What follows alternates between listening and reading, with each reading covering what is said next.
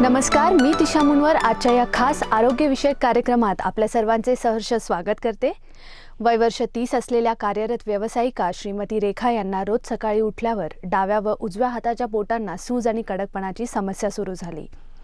या समस्येमुळे इतरांसाठी असणारा सुखकर सूर्योदय त्यांच्यासाठी जणू अंधकार असलेला भासू लागला. दिवसभरातील साधारण कामे करणं देखील त्यांच्यासाठी अवघड व्हायला लागलं. श्रीमती रेखांसारखे जवळपास 1.2 कोटी भारतीय ह्या समस्येशी रोज झुंज देत आपलं आयुष्य खडतरपणे जगताय. या आजाराला संधिवात किंवा र्युमॅटॉइड आर्थरायटिस असे म्हणतात. शरीरातील लहान सांध्यांवर ह्याचा थेट परिणाम होतो. आजच्या कार्यक्रमात आपण संधिवाताविषयी अधिक माहिती जाणून घेऊ, जेणेकरून ह्या आजाराशी झुंजणाऱ्या सर्वांना ह्याचे निदान आणि उपचाराविषयी मार्गदर्शन मिळेल. संधिवात ही एक अशी समस्या आहे जी कोणत्याही वयातील स्त्री किंवा पुरुष यांना उद्भवू शकते. हा एक दीर्घकालीन आजार आहे ज्यामध्ये रुग्णाला वेदना असह्य करून सोडतात आणि त्यामुळे त्या व्यक्तीच्या आयुष्याच्या गुणवत्तेवर त्याचा खोलवर परिणाम होतो. म्हणूनच या आजाराविषयी चर्चा करण्यासाठी आपल्यासोबत आज काही दिग्गज संधिवात तज्ज्ञ उपस्थित आहेत.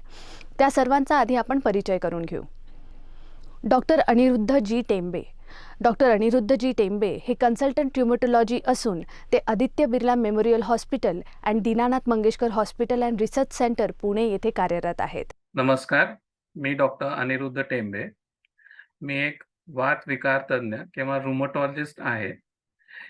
मी गेल्या 15 वर्षापासून पुणे शहरात प्रॅक्टिस करतो. माझं स्वतःचं क्लिनिक आहे रवी पॉलिक्लिनिक शिवाजीनगरला, आणि मी 2 मोठे हॉस्पिटल्स दीनानाथ मंगेशकर हॉस्पिटल आणि आदित्य बिर्ला हॉस्पिटलमध्येही प्रॅक्टिस करतो. डॉक्टर संदीप कनसुरकर. डॉक्टर संदीप कनसुरकर हे र्युमॅटॉलॉजी कन्सल्टंट आणि असिस्टंट प्रोफेसर असून ते भारती विद्यापीठ मेडिकल कॉलेज पुणे येथे कार्यरत आहेत. नमस्कार, मी डॉक्टर संदीप कांसुरकर. मी कन्सल्टंट रुमॅटॉलॉजिस्ट आहे, भारती हॉस्पिटल पुणे येथे. डॉक्टर अजित नलावडे. डॉक्टर अजित नलावडे हे कन्सल्टंट ट्युमॅटॉलॉजिस्ट असून ते pain and arthritis clinic Pune येथे कार्यरत आहेत. I am Dr. Ajit Nalawade, a rheumatologist. I practice in Pune at Coherence Pain and Arthritis Clinic, Dole Patil Road. Doctor Nilesh Patil. Doctor Nilesh Patil हे consultant rheumatologist असून ते Shri clinic arthritis relief and care Pune येथे कार्यरत आहेत. I am Dr. Nilesh J. Patil, consultant rheumatologist. Currently, I am practicing at Shri Clinic, Arthritis Relief and Care Clinic, situated at Hirabag Business Center, Hirabag Chowk, Pune. Doctor Nachiket Kulkarni. Doctor Nachiket Kulkarni हे र्युमॅटॉलॉजिस्ट असून ते Shubhanand clinic Pune येथे कार्यरत आहेत. नमस्कार, माझं नाव doctor Nachiket Kulkarni. मी एक संधिवात तज्ज्ञ आहे. मी पुण्यात असतो आणि पुण्यात माझं क्लिनिक शुभानंद क्लिनिक कर्वेनगरमध्ये आहे.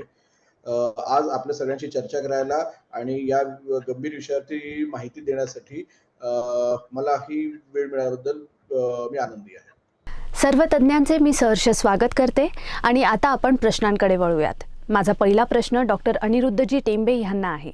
डॉक्टर, र्युमॅटॉलॉजी किंवा संधिवात शास्त्र म्हणजे नेमकं काय? रुमॅटॉलॉजी मेडिसिनची एक सब स्पेशालिटी ब्रांच आहे, ज्याच्यात आम्ही वेगवेगळ्या प्रकारचे वाताचे निदान आणि त्यांचं ट्रीटमेंट करतो. आता WHO प्रमाणे 110हूनही जास्ती प्रकारचे वात विकार असतात आणि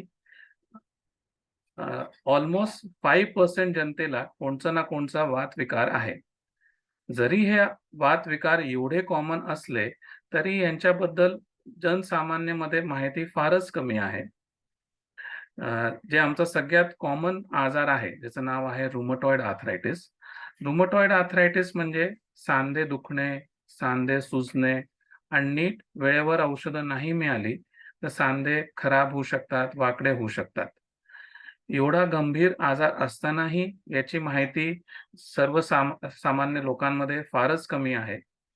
आणि नुसती माहिती कमी आहे तेवढ्यापर्यंतही नाही, त्याच्याबद्दल गैरसमज पण बऱ्यापैकी आहे. म्हणजे आम्हाला रोजच अशा प्रकारचे पेशंट भेटतात. अजूनही लोकांना वाटतं की रुमॅटॉलॉजी म्हणजे आम्ही सगळे सिनियर सिटीजन वयस्क पेशंटलाच बघतो. असं काहीच नाहीये. जो सगळ्यात कॉमन आजार आहे रुमॅटॉइड आर्थरायटिस, तो कमी वयाच्या बायकांचा आजार आहे. 20 ते 40 वर्षाच्या बायकांमध्ये सगळ्यात जास्ती कॉमन आहे. हे आजार अगदी 2 आणि 3 वर्षाच्या लहान मुलांपासून 100च्या वयापर्यंत कोणालाही होऊ शकतात. आता आपण रुमटॉइड आर्थरायटिसचे लक्षणांबद्दल थोडी चर्चा केली. दुसरा एक कॉमन आजार आहे ज्याचं नाव आहे अँकिलोजिंग स्पॉन्डिलायटिस किंवा स्पॉन्डिलो आर्थरायटिस. हा कमी वयाच्या मुलांचा आजार आहे. म्हणजे 10 ते 20 वर्षाच्या लहान मुलांमध्ये याची सुरुवात होते आणि सिम्पटम्स लक्षणं फारच कॉमन आहे. म्हणजे याच्यामध्ये जे कॉमन लक्षण आहे कंबरदुखी. आता सगळ्यांना हेच वाटेल की प्रत्येक कंबरदुखी का संधिवात असतो का? तसं नाहीये. संधिवाताची कंबर दुखण्याची लक्षणं अगदी वेगळी असतात. आता आपल्या सगळ्यांचाच अनुभव असा आहे की दिवसभर कामं केल्यानंतर संध्याकाळी सगळ्यांचीच कंबर दुखते. पण घरी गेल्यावर आराम केला, शांत झोप झाली, तर सकाळपर्यंत कंबरदुखी बरी होऊन जाते. पण संधिवाताची कंबरदुखी याच्याहून जस्ट ऑपोझिट आहे. संधिवाताची कंबरदुखी मध्यरात्री सुरू होते. जेव्हा बाकी सगळ्यांना आराम मिळाल्यावर कंबरदुखी थांबते, संधिवाताच्या पेशंटमध्ये कंबरदुखी मध्यरात्री सुरू होते. रात्री कूस बदलताना या पेशंट्सला कमरेत त्रास होतो. खुब्याला दुखतं, कधी उजवी बाजू दुखते, कधी डावी बाजू दुखते. सकाळी झोपून उठल्यावर कंबर 1-1, 2-2 तास आखडलेली राहते. मग थोडी गरम पाण्याने अंघोळ केली, थोडा व्यायाम केला, तर या लोकांना बरं वाटायला लागतं. तर जर तुमच्या ओळखीमध्ये तुमचे मित्र, मैत्रिणी कोणालाही अशा टाइपचे सिम्पटम्स असतील, तर यांना पाठीचा, कमरेचा वात होण्याची शक्यता आहे. तर अशा पेशंटनी जवळच्या रुमटॉलॉजिस्ट म्हणजे वातविकार तज्ञांचा सल्ला घ्यायला पाहिजे. कारण की हे आजार असे आहेत की यांचं जर निदान वेळेवर झालं आणि प्रॉपर ट्रीटमेंट मिळाली, तर असे पेशंट अगदी नॉर्मल जगू शकतात. म्हणजे या पेशंटकडे बघून कोणालाही असं कधी वाटणार नाही की यांना असा काही मोठा आजार असू शकतो. पण दुर्दैवाने या आजारांबद्दल माहिती फार कमी आहे. ज्या वेळेपर्यंत आमच्याकडे असे पेशंट पोहोचतात, त्यांचे सांधे खराब झालेले असतात, त्रासलेले असतात. म्हणजे निदानामध्ये उशीर होतो, ट्रीटमेंटमध्ये उशीर होतो. म्हणून या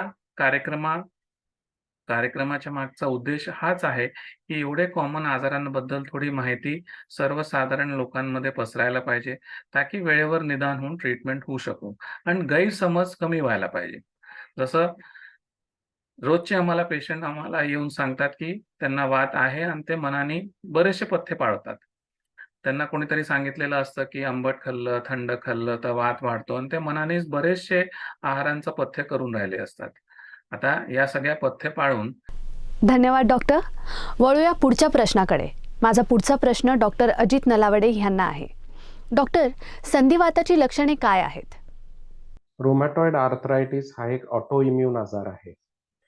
त्याची मुख्य लक्षणं म्हणजे सिमेट्रिक पॉलीआर्थरायटिस, ज्याला आपण मराठीमध्ये असं संबोधू शकतो की हाताचे आणि पायांचे छोटे जॉईंट्स ते सुजतात, वेदना करतात व सकाळी सकाळी आखडतात आणि ते आखडणं टिपिकली अर्ध्या तासापेक्षा जास्त असतं. जर ही लक्षणं 6 आठवड्यापेक्षा जास्त असतील तर रुमॅटॉइड आर्थरायटिस हा आजार असण्याची शक्यता फार वाढते. पुढच्या प्रश्नासाठी मी डॉक्टर संदीप कंसुरकर यांच्याकडे वळते. डॉक्टर, संधिवातासाठी कोणते उपचार आहेत? रुमॅटॉइड आर्थरायटिस म्हणजेच संधिवात याच्या ट्रीटमेंटबद्दल अनेक समजुती आणि गैरसमजुती उपलब्ध आहेत. बऱ्याच लोकांना असं वाटतं की याच्यासाठी ॲलोपॅथीमध्ये चांगली औषधं उपलब्ध नाही, त्याच्यासाठी फक्त आयुर्वेद किंवा होमिओपॅथी औषधं वापरावी लागतात आणि आयुर्वेदिक आणि ॲलोपॅथिक औषधांचा भरपूर साईड इफेक्ट असतो, असं एक जनरल समज आहे लोकांचा. पण रुमॅटॉइड आर्थरायटिस म्हणजे संधिवाताच्या ट्रीटमेंटमध्ये गेल्या 10 ते 15 वर्षामध्ये आमूलाग्र बदल घडून आलेला आहे. उत्तम प्रकारच्या याला मॉडर्न मेडिसिन्स उपलब्ध आहेत आणि या मॉडर्न पद्धतीमध्ये कमीत कमी साईड इफेक्टमध्ये, नाही अशा साईड इफेक्टमध्ये रुग्णांना फार छान प्रकारे उपचार करता येतो आणि जवळपास आता रुग्णांना या रुमॅटॉइड आर्थरायटिसमुळे खूप पेन सहन करावा लागतो, खूप त्रास सहन करावा लागतो. हे दिवस आता जवळपास गेल्यात जमा आहेत. जीवनशैलीतील कोणते बदल आहेत जे संधिवाताचे व्यवस्थापन करण्यास मदत करू शकतात? रुमॅटॉइड आर्थरायटिस रुग्णांनी काही गोष्टी लक्षात ठेवणं आवश्यक आहे. त्यांची जी काही ट्रीटमेंट आहे ती रेग्युलर घेणं आवश्यक आहे, वेळोवेळी घेणं आवश्यक आहे आणि वेळोवेळी डॉक्टरांचं फॉलोअप सुद्धा ठेवणं आवश्यक आहे. जर ट्रीटमेंट अचानकपणे स्टॉप केली किंवा ट्रीटमेंटला वेळेवर घेतलं नाही, डोस व्यवस्थित नाही घेतले, तर ट्रीटमेंटचा म्हणावा तसा रिस्पॉन्स येत नाही आणि उशिरा ट्रीटमेंट घेतल्यामुळे किंवा ट्रीटमेंट व्यवस्थित न घेतल्यामुळे आजार हा लांबू शकतो आणि औषधाविना आजार बरा होण्याचा जो संभावना असते ती संभावना अत्यंत कमी होऊ शकते पुढे चालून. लाईफस्टाईल चेंजेसमध्ये तुमचा आहार सकस आहार असावा आणि जे संधिवातामध्ये पथ्य पाळण्याचे भरपूर सल्ले दिले जातात. त्याला कुठलाही बऱ्याचशा पथ्यांना वैज्ञानिक आधार नाही आणि मॉडर्न उपचार पद्धतीमध्ये खास काही पथ्य न पाळता सुद्धा संधिवाताची व्यवस्थित ट्रीटमेंट करता येते.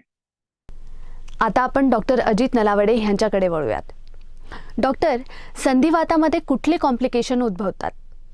आता रुमॅटॉइड आर्थरायटिस या आजाराला आपण का वेळच्या वेळी निदान आणि उपचार केले पाहिजेत, याची महत्वाची कारणं म्हणजे अनट्रीटेड आजार हा प्रोग्रेसिव्ह असतो आणि त्याचे कॉन्सिक्वेन्सेस असतात, त्याचे कॉम्प्लिकेशन्स असतात. काही डायरेक्ट कॉम्प्लिकेशन्स असतात, जसं की व्यंगत्व येणं किंवा कार्यक्षमता कमी होणं, दुखणं, वेदना होणं, हे तर आलंच त्याच्यामध्ये.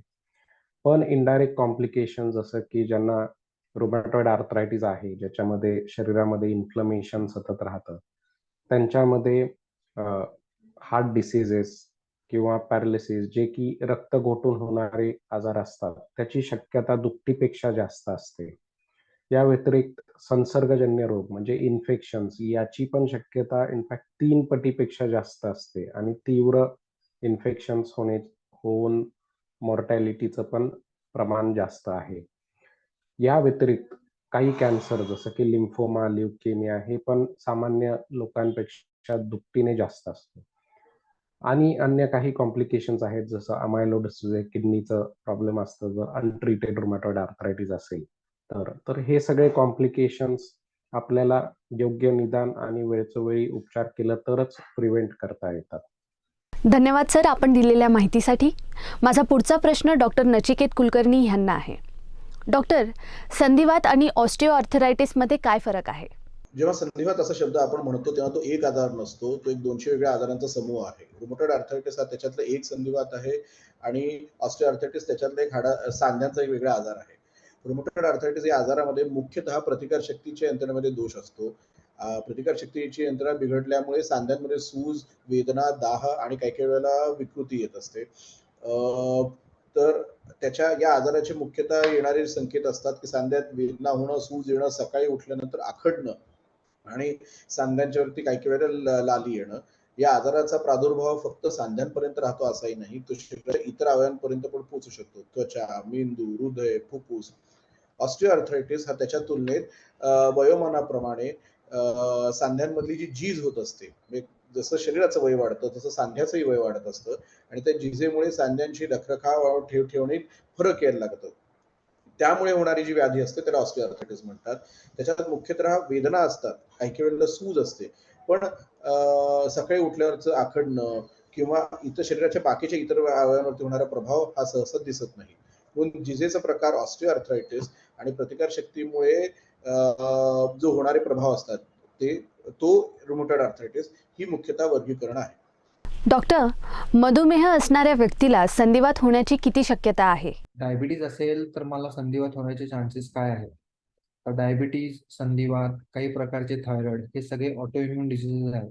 ऑटोइम्युन म्हणजे काय, की तुमचंच शरीर तुमच्या शरीराविरुद्ध बंडखोरी करतं आणि त्यातनं निर्माण होणाऱ्या आजारांपैकी संधिवात हा आहे. संधिवाताचे सगळेच प्रकार ऑटोइम्युन हे असतात. तर जर तुम्हाला डायबिटीज असेल किंवा तुमच्या फॅमिलीमध्ये कुणाला डायबिटीज असेल तर तुम्हाला पुढे होऊन संधिवात होण्याचे चान्सेस नक्कीच वाढतात. पण तुम्हाला 100% संधिवात होईलच असं काही नाही. जर तुमचा डायबिटीज व्यवस्थित तुम्ही कंट्रोलमध्ये ठेवला असेल तर संधिवात होण्याचे चान्सेस कमी असतात.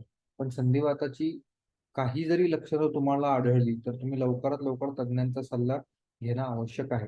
डॉक्टर नचिकेत कुलकर्णी यांच्यासाठी पुढचा प्रश्न आहे की डॉक्टर, माझे संधिवाताचे लक्षणं अधिकच त्रासदायक होत असतील तर त्या स्थितीमध्ये सकारात्मक कसे राहायचे? बरं, तुम्ही आजाराच्या अजून एका पहलूबद्दल आता उल्लेख केलाय खरं, की बरेचसे ह्या सगळ्या व्याधींना आपण शारीरिक फक्त समजत असतो. पण संधिवात ही अशी एक व्याधी आहे की त्या व्याधीचा थेट जरी नसला तरी बाकीच्या कारणांमुळे आपल्या मानसिकतेवर, जीवनशैलीवर, आयुष्याकडे बघण्याच्या दृष्टिकोनावरती फरक पडतो. स्वाभाविक आहे. तुमचे सांधेच दुखत असतील आणि सुजत असतील तर जेवढ्या तत्परतेने तुम्ही एरवी कामाच्या ठिकाणी कार्यक्षम असला असता तेवढे राहत नाहीत, घरी तुम्ही तेवढे राहत नाहीत आणि काही दिवस लोक सहन करतील, पण त्यानंतर लोकांच्या भुवया उंचावायला लागतात. आपल्याकडनं काही अपेक्षा असतात, त्या आपल्या पूर्ण होत नसतात. तर ह्यामुळे काही अंशी निराशा येणं ही अपेक्षित आहे, स्वाभाविक आहे. पण त्याच्यावरती प्रभावशाली उत्तर आहे. पहिली गोष्ट ही ती संधिवाताबद्दल निराशा कधी वाटेल, जर संधिवाताला आपण आपल्यावरती हावी होऊ दिलं तर. जर योग्य औषधोपचार असतील, योग्य उपचार असतील, फक्त औषधोपचार नाही, कारण का उपचार हा सर्वांगीण असतो. औषधोपचार पण आहे, आहाराचे पण नियम आहेत, व्यायामाचे पण नियम आहेत. आणि हे जर सर्वांगीण दृष्टिकोनातून असेल, तर आपल्याला आपल्या कार्यक्षमतेवरती प्रभाव पडण्यापासून स्वतःला वाचवता येतं. डॉक्टरांची देखरेख व्यवस्थित असेल, तर औषधांचे दुष्परिणाम होत नाहीत. हे जर प्रभाव होत राहिले, तर आपल्याला जी काही आपण स्वतःसाठी केलेली अपेक्षा असतात, त्या पूर्ण करणं खरंच शक्य होतं. जसं आपण प्रेग्नन्सीबद्दल जर बोलू शकलो, तर मला वाटतं प्रत्येक व्यक्तीच्या कुठल्याही कार्यावरती हा नियम लागू होतो. जर हा विश्वास आहे की आपण बरे होऊ शकतो, तर तिथंच पहिल्या गोटकीने निराशा आपण टाळू शकतो. दुर्दैवाने समजा औषध एवढे सगळे घेऊन सुद्धा काही वेळेला आजार थोडा जहाल असतो, काही वेळेला तो क्लिष्ट असतो आणि त्यामुळे मध्ये मध्ये आजार वाढू शकतो. पण आज आपण 21व्या शतकात आहोत आणि 21व्या शतकात औषधांचा ह्याच्यावरती अभ्यास आणि उपलब्धता भरपूर आहे. मग कितीही क्लिष्ट असेल, तर त्या क्लिष्टतेतनं बाहेर काढण्यासाठीचे औषधाचे उपाय आहेत आणि स्ट्रॅटेजीज म्हणतात, म्हणजे औषधं कशी वापरावी याबद्दलचे पण नियम आहेत. जर डॉक्टरांकडे त्याच्यावरती तोडगा आहे, तर मग त्या निराशेवरती आपोआप तोडगा आहे. क्वचित प्रसंगी निराशा ही फक्त आजारामुळे आलेली नाही, तर ऍक्च्युअल डिप्रेशन पण असू शकते. तर खरंच आपल्याला त्या निराशेपोटी आपल्या दैनंदिन जीवनात प्रभाव पडत असेल, जर खरीच त्या निराशेपोटी आयुष्यातला आनंद आणि गोष्टींमध्ये सहभागी होण्याची इच्छा कमी होत असेल, तर हे फक्त आजारामुळे असं न विचार करता आपल्या डॉक्टरांशी या विषयावरती बोलावं. डिप्रेशनला पण आजकाल सर्दी पडसं संधिवातासारखाच आजार समजला जात असतो आणि त्याला योग्य उपचार दिला तर माणूस बरा होतो आणि औषधोपचार बंद होतात. म्हणून या निराशेच्या तत्वाकडे लक्ष देताना आजाराला व्यवस्थित करणे, आजाराला सुस्थितीत आणणे, त्यावरनं होणारे शरीरातले बदल आणि त्याच्यातनं निराशेवरचा प्रभाव आणि जर खरंच निराशा असह्य होत असेल, तर डॉक्टरांकडनं प्रोफेशनल मदत घेणे, शास्त्रोक्त पद्धतीने मदत घेणे, हा त्याच्यावरती प्रभाव. तर जर दोन्ही पर्याय आपल्यासमोर उपलब्ध असताना या व्याधीला आणि या प्रवृत्तीला घाबरण्याचं तर काही कारण नाही. धन्यवाद डॉक्टर. आजच्या कार्यक्रमाचा शेवटचा प्रश्न हा डॉक्टर निलेश पाटील यांना आहे. डॉक्टर, जर मला संधिवात असेल तर इतरही आजार होऊ शकतात का? जसं मी सांगितलं, ऑटोइम्युन आजार हे भावंडांसारखे आहेत, मावस भाऊ चुलत भाऊ असे आहेत. एक झाला तर दुसरा होण्याची शक्यता वाढते. तर हे होईल किंवा नाही होईल हे आपण सांगू शकत नाही, पण आपण काळजी घेऊ शकतो. काळजी कशी घेणार आपण? जो आजार आपल्याला आहे, समजा संधिवात जर आपल्याला असेल, तर तो संधिवात आपण आटोक्यात ठेवण्यासाठी जे जे आपले डॉक्टर सांगतात आणि जे मी आता सांगितलं की वातावरण बदलत असेल तर गरम पाण्याने शेकणं, गरम पाण्यात कामं करणं, या सगळ्या गोष्टी सांभाळायच्या. जितकी तुम्ही कमी औषधं खाल, तर तुम्हाला त्रास कमी होणार आणि बाकीचे आजार किंवा साईड इफेक्ट्स होण्याचे चान्सेस कमी होतात. काही लोकांना फक्त न कळत स्टिरॉइड्स दिले जातात. स्टिरॉइड जर तुम्ही जास्त दिवस घेतले तर तुम्हाला स्टिरॉइड इंड्यूस्ड डायबिटीज होण्याची शक्यता असते. डायबिटीज हा सुद्धा एक ऑटोइम्युन डिजीज आहे. काही लोकांना संधिवात झाल्यानंतर ऑटोइम्युन थायरॉइडायटिस सुद्धा होऊ शकतं, ऑटोइम्युन डायबिटीज सुद्धा होऊ शकतो आणि बाकीचे सुद्धा काही न्यूरोलॉजिकल डिसऑर्डर्स असतात ते सुद्धा होऊ शकतात. पण जर ते व्हावेसे नको असतील, तर आपलं शरीर सुदृढ ठेवणं म्हणजे वेळच्या वेळी उठणं, जेवणावरती ताबा, जास्त तिखट तेलकट न खाणं, वजन वाढू न देणं, नियमितपणे व्यायाम करणं, आपलं ब्लड प्रेशर, डायबिटीज जर असेल तर ते कंट्रोलमध्ये ठेवणं, या सगळ्या गोष्टींकडं लक्ष देणं तितकंच महत्त्वाचं आहे. शरीर जितकं सुदृढ राहील, तितकं बाकीचे ऑटोइम्युन डिसऑर्डर्स होण्याचे चान्सेस कमी राहतील. नक्कीच सर. संधिवाताबद्दल दिलेल्या या अमूल्य माहितीसाठी सर्व डॉक्टर्सचे खूप आभार. तर प्रेक्षकांनो, या विशेष भागाचा समारोप करताना लक्षात ठेवूयात की संधिवाताविषयी जागरूकता वाढवणे म्हणजे केवळ वैद्यकीय पैलू समजून घेणे नव्हे, तर प्रभावित झालेल्यांशी सहानुभूती आणि एकता दाखवणे, स्वतःला शिक्षित करणे, जागरूकता पसरवणे आणि अशा जगासाठी कार्य करणे जिथे प्रत्येकजण त्यांच्यासमोर असलेल्या आव्हानांची पर्वा न करता निरोगी आणि परिपूर्ण जीवन जगू शकेल. या कार्यक्रमात सहभागी झाल्याबद्दल धन्यवाद.